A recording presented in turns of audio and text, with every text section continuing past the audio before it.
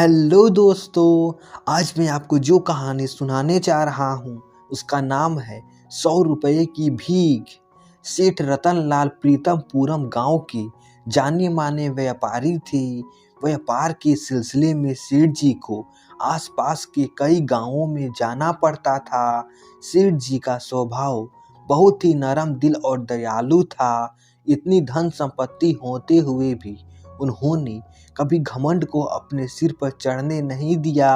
पूरा गांव उनकी सज्जनता और उनके मिलनसार स्वभाव को जानता था। सेठ रतनलाल जब भी किसी नगर में व्यापार के सिलसिले में जाते तो वहां के प्रसिद्ध मंदिर में जरूर माथा टेकते थे।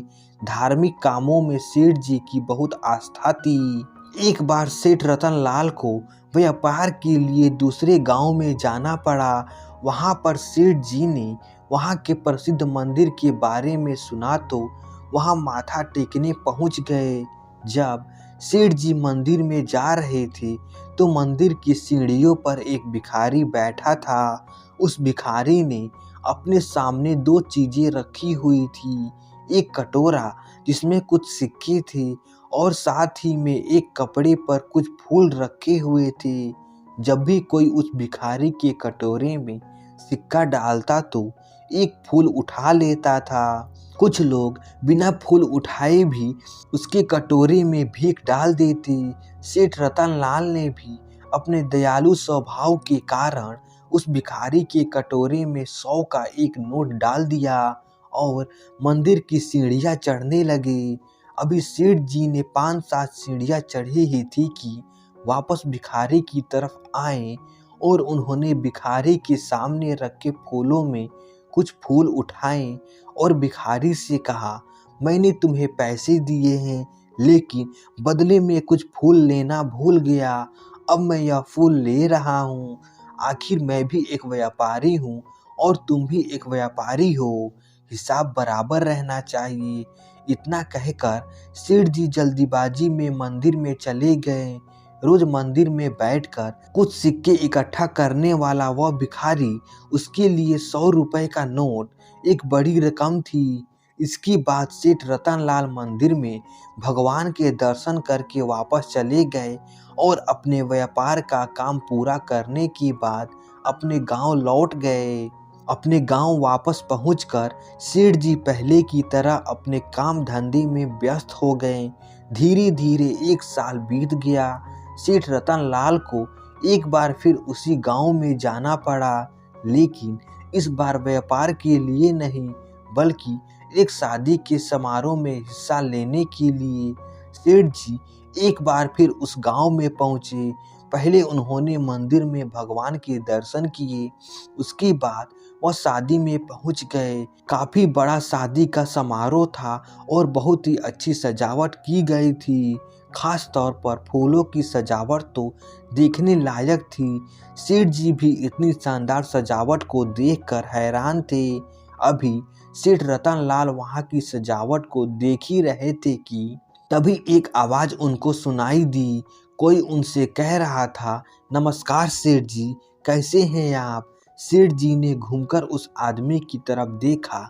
एक बहुत ही अच्छी पोशाक पहने हुए एक आदमी जो शायद कोई अमीर व्यापारी जान पड़ता था। सेठ जी ने विनम्रता से कहा, माफ कीजिए पर मैंने आपको पहचाना नहीं, कौन है आप?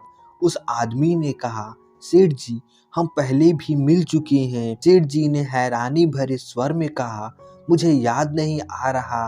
वो आदमी बोला, सेठ जी 1 साल पहले इसी नगर की मंदिर की सीढ़ियों पर आपने एक भिखारी को 100 रुपए दिए थे और कहा था तुम भी एक व्यापारी हो और मैं भी एक व्यापारी हूँ। सेठ जी ने दिमाग पर थोड़ा जोर डालते हुए कहा, अरे हाँ याद आया, उस भिखारी के बारे में तुम कैसे जानते हो?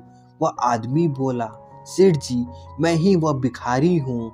यह सुनकर सेठ हैरान भी थे और खुश भी, और वह बोले, अच्छा लेकिन आज तो तुम बिल्कुल बदले हुए हो, वो कैसे? उस आदमी ने जवाब दिया, सेठ जी जब आपने मेरे सामने से फूल उठाए और मुझे कहा कि मैं एक व्यापारी हूँ और तुम भी एक व्यापारी हो, तो न जाने क्यों यह बात मेरे दिल के घर कर गई। आज तक सभी ने मुझे भिखारी ही कहा और भिखारी ही माना, लेकिन जब आपने मुझे एक व्यापारी कहा तो आपने मुझे इतना सम्मान दिया और मेरा सोया हुआ आत्मसम्मान एक बार फिर से जाग गया। मैं उस पूरी रात को सो ही नहीं पाया। आपके कहे शब्द मेरे कानों में गूंजते रहे। अगले ही दिन मैंने भीख मांगना बंद कर दिया और आपके दिए हुए 100 रुपए से मैंने फूलों का व्यापार शुरू कर दिया।